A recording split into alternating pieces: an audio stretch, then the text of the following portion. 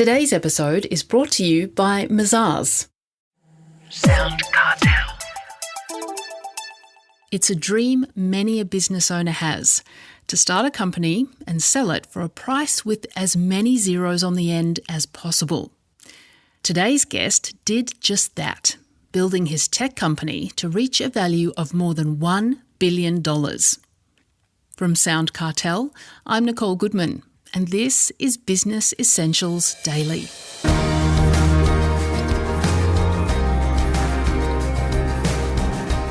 In 1987, David Shein founded Comtech Communications, later called Dimension Data Australia, a provider of network integrations, training and distribution services. He grew it from one person to many hundreds of people and $1 billion in value within 15 years. In 2001, he sold it and moved on to other things, including as a partner of venture capital firm OIF Ventures. Today, David shares his insights on what it takes to build and manage a successful business.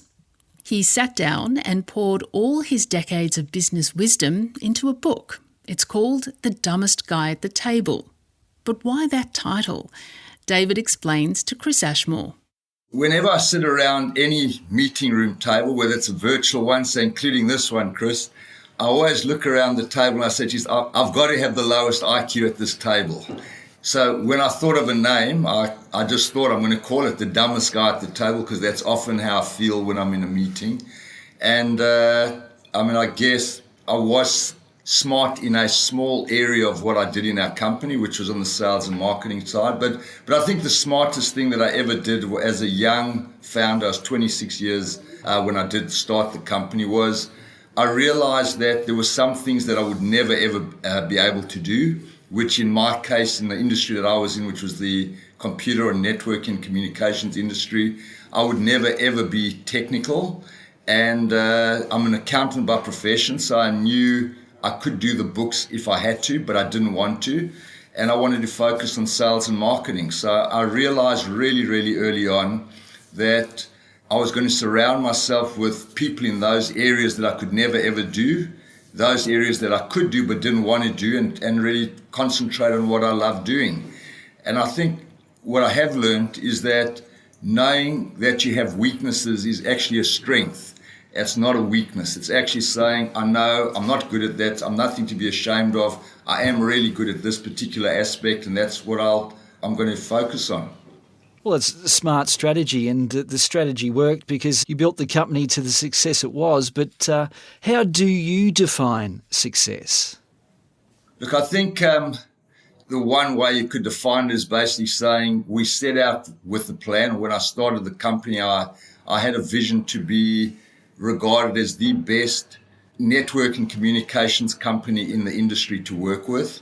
And I'd say, 14 years later, when I left the company and sold the company, I really do believe that Comtech was regarded as the best company to work with in the industry by our customers, by our staff, and by our business partners, which would be easy to achieve if you didn't have this juggling ball called cash flow and profitability. So somehow we had to deliver on all three of those objectives, but we had to make a buck at the same time. And quite frankly, I really believe, I was recently asked, can you be a caring CEO and also demand high performance? And I really believe that the two are completely interrelated. They're not mutually exclusive. That we were able to invest in our people, we were able to invest in our infrastructure because we were a profitable and successful company.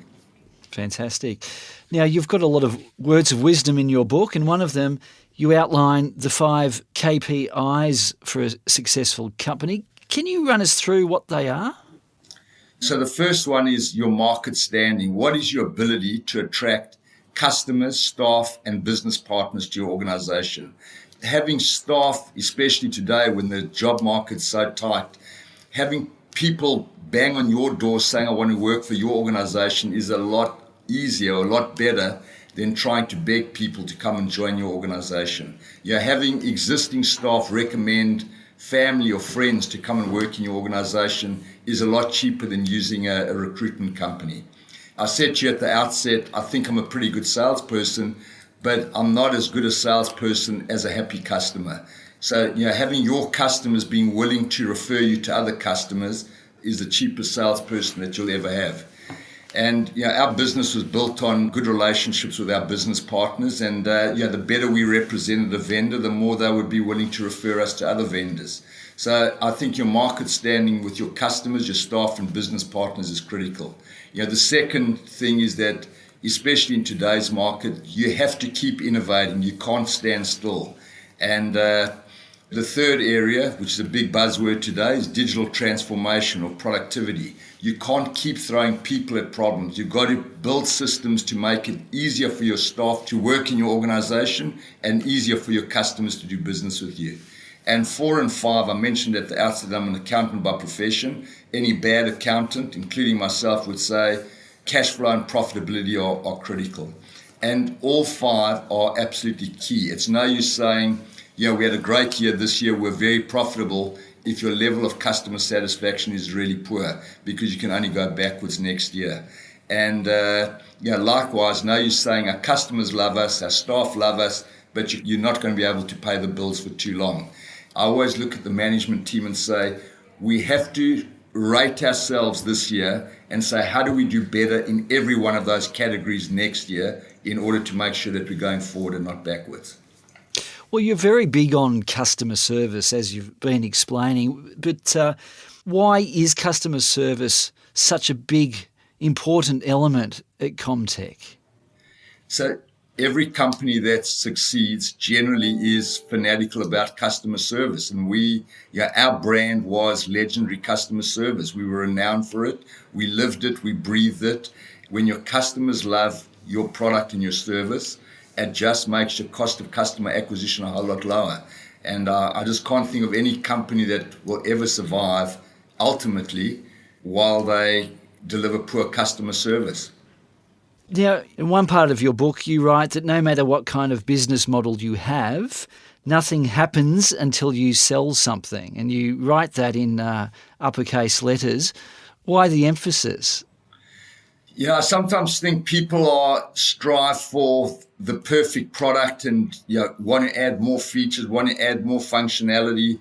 And by the time they launch that product, a competitor with a far lesser product wins the opportunity. And there's a great slide that I keep on my phone in my favorites. That's not my words. It's from Reid Hoffman, who was the founder of LinkedIn. And he said, if you're not embarrassed by version 1.0 of your product, you've launched too late. And I absolutely believe in that. A lot of companies are waiting for that absolutely perfect product. That doesn't exist. There's no such a thing as perfect. And the day you think you've got the perfect product or service is, you can only go backwards. It's been 3 or 4 decades since you started ComTech. David, has business changed, do you think, today, since those days? So much has changed, yet every company still has staff, they still have customers, and they still have business partners.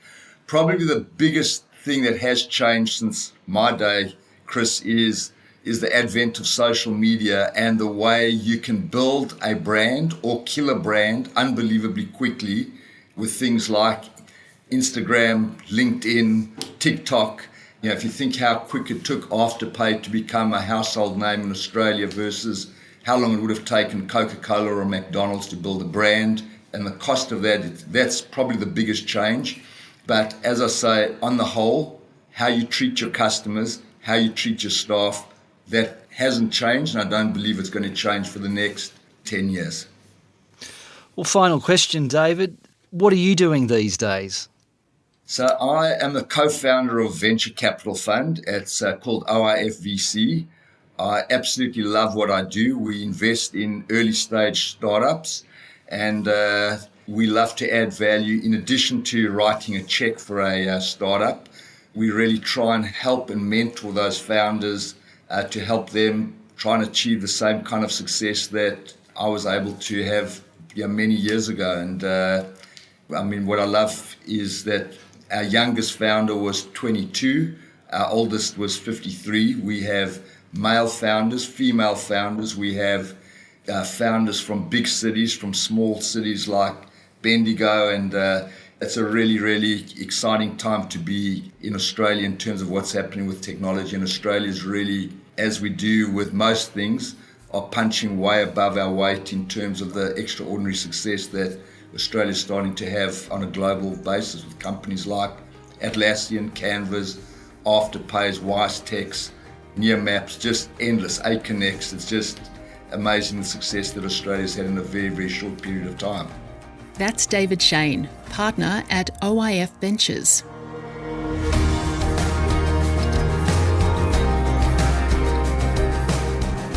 Business Essentials Daily is a SoundCartel podcast. Producers are Nick Schildberger, Chris Ashmore, Jeff Waters and myself.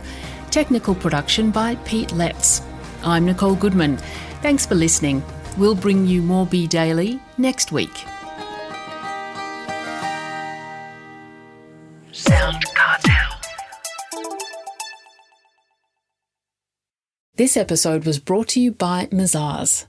To find out more, visit mazars.com.au. That's mazars.com.au.